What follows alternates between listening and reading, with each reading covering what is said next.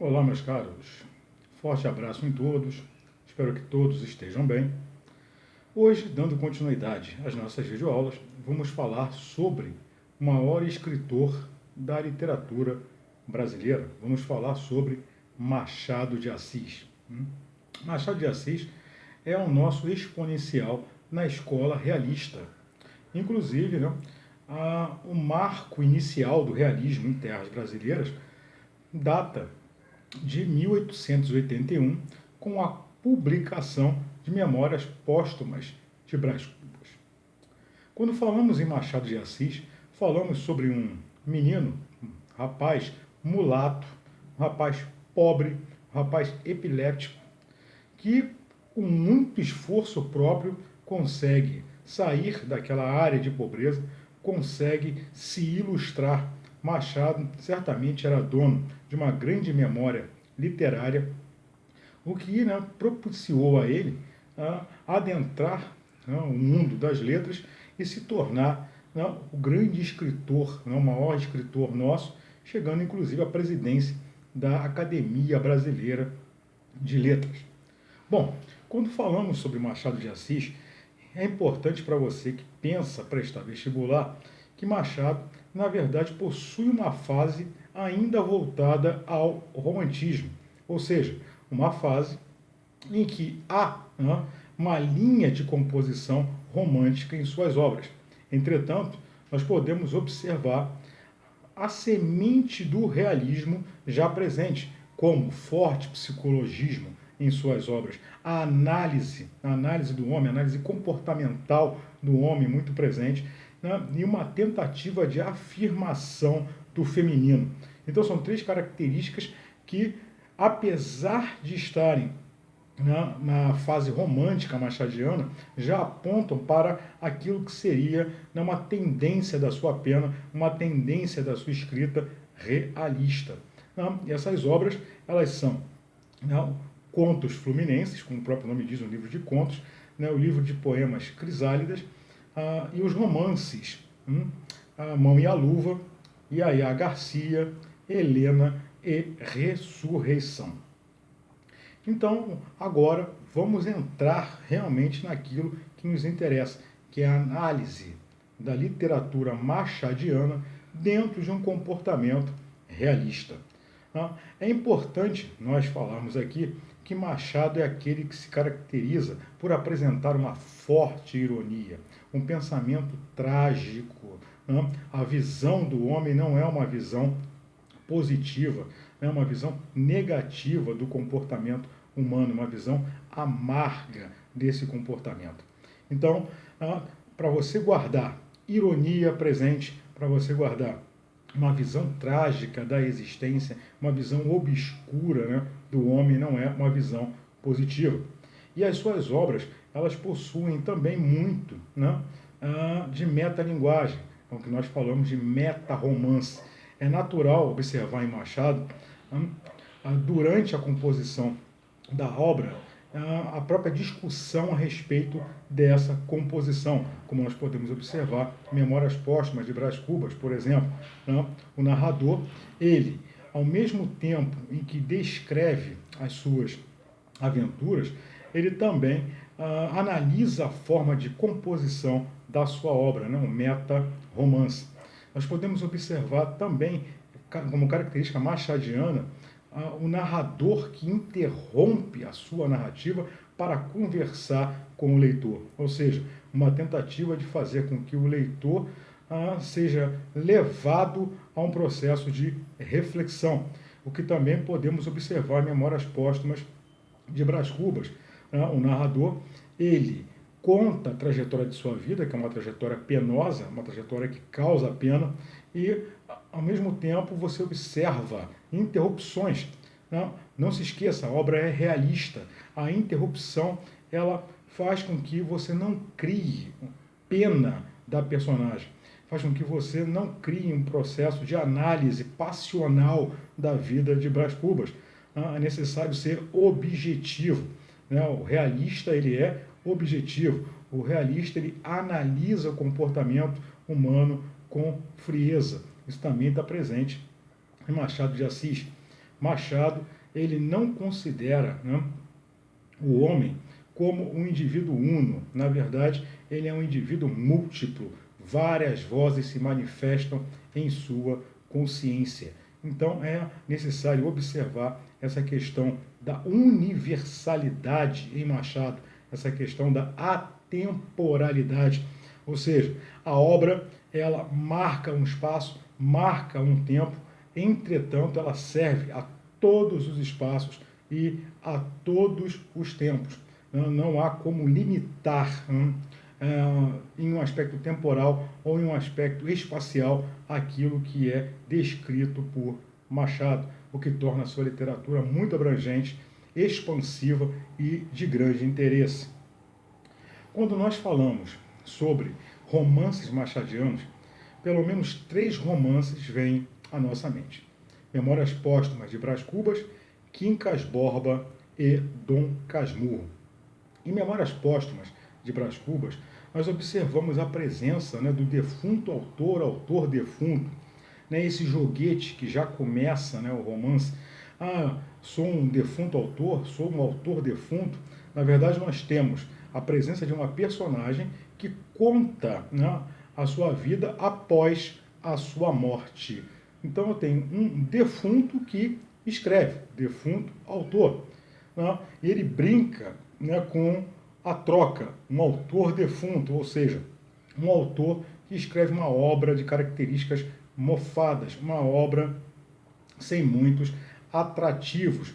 É óbvio que já há uma crítica aí à composição romântica, já que a composição realista é uma composição sem muitas ações, é uma composição com muito aspecto descritivo, né?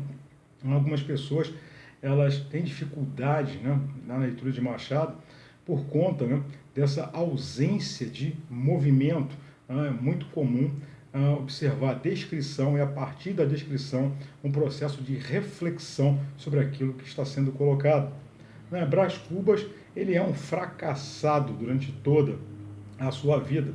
Podemos perceber isso entre as mulheres, principalmente na passagem que ele fala de Marcela. Marcela, sim, me amou durante 15 meses e 11 contos de réis.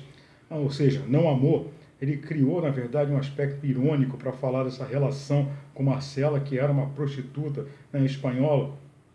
Ou seja, Brás Cubas esbanjava o seu dinheiro. Brás Cubas não tinha domínio sobre a sua própria vida. Era um joguete, uma marionete. Com o passar do tempo, ele percebe que não há nada ligado ao nome dele, não há nada o que deixar, né, como memória do homem Brás Cubas. Aí ele começa a se interessar pela dor humana.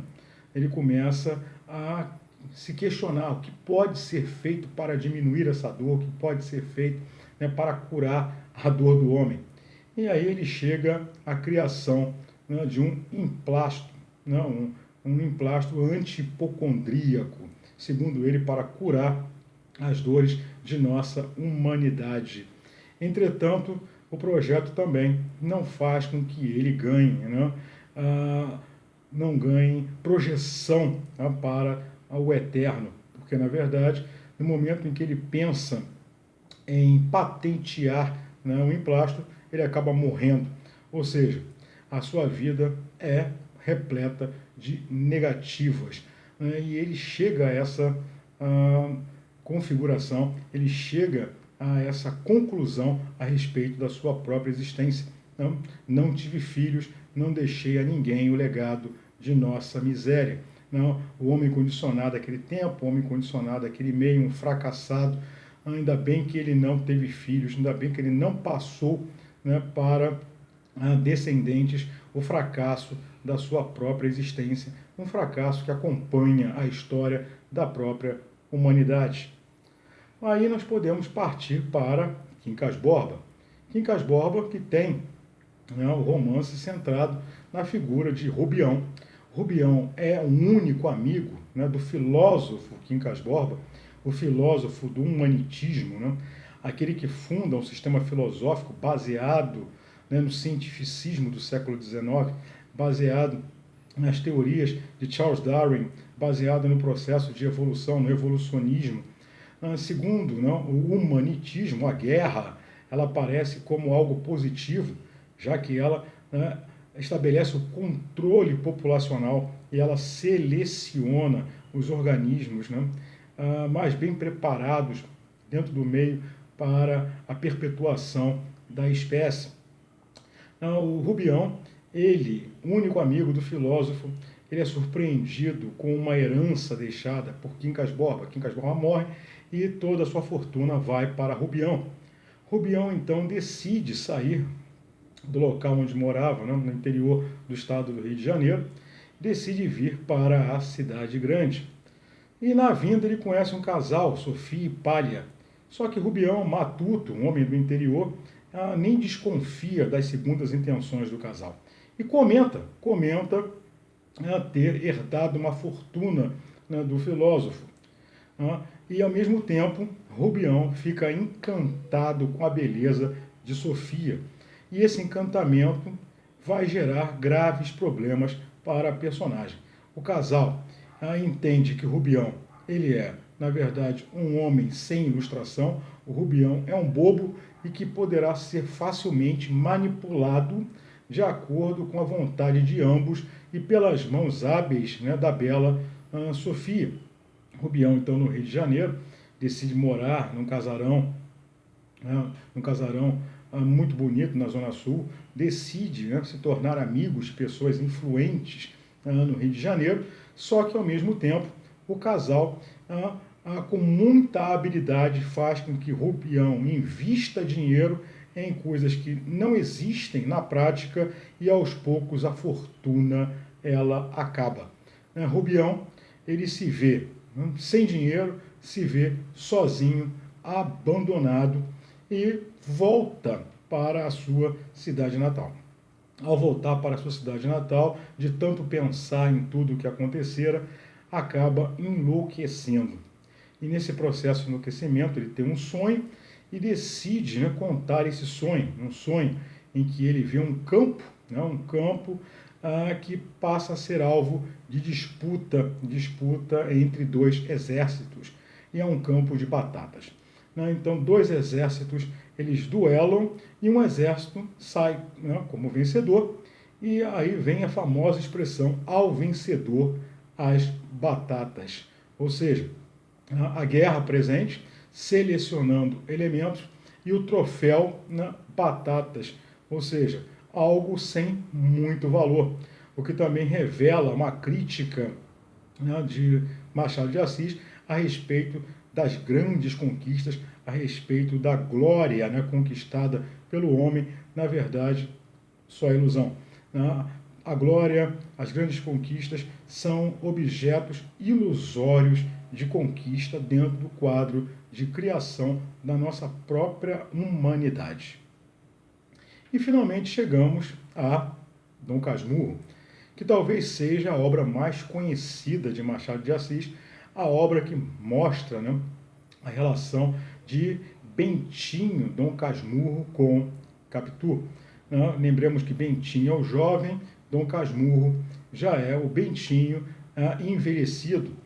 Então, a história é contada por Bentinho, a história de uma possível traição cometida por Capitu. O que nós temos, na verdade, aí é a inclusão de uma crítica machadiana ao casamento, uma crítica sobre a presença de um amigo dentro de casa, dentro desse relacionamento inicial.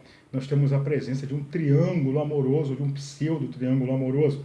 Mas o que nós temos aqui é a presença de Capitu, a presença de Bentinho e a presença do melhor amigo de Bentinho, Escobar.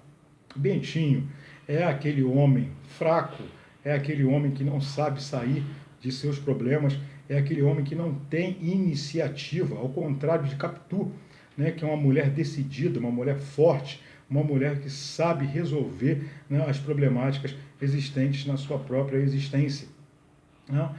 Bentinho é aquele que, de acordo com a promessa da mãe, acaba indo parar no seminário, e Capitu cobra dele a não ida, entretanto ele não consegue dizer não para a mãe, e a ajuda de um familiar para que ele fique pouco tempo né, no seminário, e no seminário ele conhece, né, Escobar, que também não tem nada a ver, né, com a ideia de seguir o sacerdócio e que sabe que irá ficar, né, pouco tempo naquele lugar.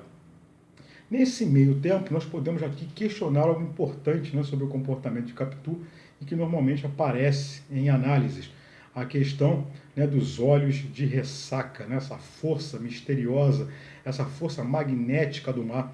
Né? Então, o próprio Bentinho, né, ele comenta visualizar em Capitu os seus olhos de ressaca, ou seja, algo que ao mesmo tempo chama a atenção, ao mesmo tempo, né, captura a atenção e causa um certo temor, algo que atrai, algo que tem, né, um magnetismo muito grande. Essa é Capitu, misteriosa, né, de olhos, né, oblíquos, olhos dissimulados, a presença feminina, a presença forte dessa mulher. E pouco tempo, né, Bentinho, na verdade, fica no seminário e quando sai, introduz Escobar nessa história, o que começa a gerar uma série de transtornos, principalmente com o nascimento de Ezequiel. O garoto Ezequiel gostava de imitar as pessoas e numa tarde Bentinho olha para Ezequiel e acha que ele está cada vez mais parecido com Escobar. É o ponto inicial para fomentar, né, ciúmes, fomentar a ideia, né, de traição. Escobar, mais à frente, acaba morrendo num acidente. Né? Escobar gostava de nadar e numa manhã, né, de tempestade se aproximando, Escobar vai para o mar e não volta. O corpo dá na areia e o corpo depois é levado para a casa de Sancha, né, prima de Capitu, com quem Escobar era casado. Né? E naquele momento, Bentinho acaba se chocando ainda mais porque acha que Capitu está chorando muito, né? Está vertendo lágrimas que na verdade parecem lágrimas de viúva, e isso segundo a visão dele. Não se esqueça de que a obra é escrita em primeira pessoa. Por ser em primeira pessoa, ela na verdade nos mostra muito do subjetivismo de Bentinho. Então é necessário interpretar aquilo que está sendo, né, colocado pela personagem. E após, né, esse caso da morte de Escobar, após, né, a questão do velório, os ciúmes se intensificam ainda mais e Bentinho, sem conseguir resolver a sua problemática, cai numa amargura profunda. Né, e um dia, essa amargura faz com que ele até tente matar Ezequiel, né, colocando veneno em uma bebida. Mas ele se arrepende imediatamente. Capitu aparece, né, em cena e ele finalmente joga, né, para Capitu a sua ideia sobre uma possível traição. A Capitu não aceita a colocação daquilo, sai de casa e desaparece. Na verdade, sai em viagem. Alguns anos após, retorna o filho, né, Ezequiel, já homem, e Bentinho tenta fazer com que haja o resgate do tempo. Ele sabe que não fora um bom pai e tenta sê-lo neste momento. Entretanto, as dúvidas a respeito de Capitu, as dúvidas a respeito da traição ou não, impedem que Bentinho seja um bom pai, nesse caso já Dom Casmurro. Lembremos também que Escobar, né, já está morto. Lembremos que Ezequiel volta de viagem para comunicar o falecimento de sua mãe. E Bentinho não consegue resolver a sua situação naquele momento. Ezequiel percebe, né, o desconforto existente na casa e também vai embora e pouco depois acaba morrendo também. A resolução da história parece não acontecer, porque na verdade Bentinho ele estabelece essa narrativa para tentar atar as duas pontas da existência, para tentar entender o que aconteceu entre ele e Capitu. É óbvio que ele não consegue, né? Porque ele tenta colocar as coisas a partir de sua memória. A memória é falha, a memória deixa, né, a sua própria narrativa incompleta. Então, realmente, ele não consegue entender o que aconteceu ali. Ele fomenta que teve outras mulheres dentro daquela casa, mas que ele pagou para tê-las. Então, nenhum amor, na verdade, existente. Percebemos, então, a dor presente em Dom Casmurro, essa dor que ele levará para o túmulo, né, sem conhecer a verdade. Tá? Então, essas são as três principais obras machadianas em se tratando de romance. Quem tiver curiosidade, né, e quiser ler textos mais curtos, pode procurar os seus contos, como O Enfermeiro, que é um excelente conto, né, para demonstrar o que é a análise psicológica do homem, né, para mostrar como o cérebro humano ele busca a autossatisfação. Isso é muito importante, né, na obra machadiana também. Quem quiser pode ler também A Igreja do Diabo, uma outra grande obra, né, que fala sobre o comportamento humano, que mostra como o homem ele age e reage presente, né, num momento presente em determinado espaço. Bem, meus caros, né, vamos ficando por aqui então hoje. Sobre Machado de Assis, então, nós apresentamos, né, esse breve, né, resumo. É óbvio que falar de Machado nos levaria a ficar aqui horas e horas e horas. Entretanto, tentei ser objetivo pensando nas principais colocações para vestibular. Bom, espero que vocês tenham entendido o que aqui foi colocado. E agora vamos à apostila, vamos atrás de mais informações e vamos atrás dos nossos sonhos, vamos realizá-los. Meus caros, fiquem em paz e até a nossa próxima videoaula. Forte abraço em todos.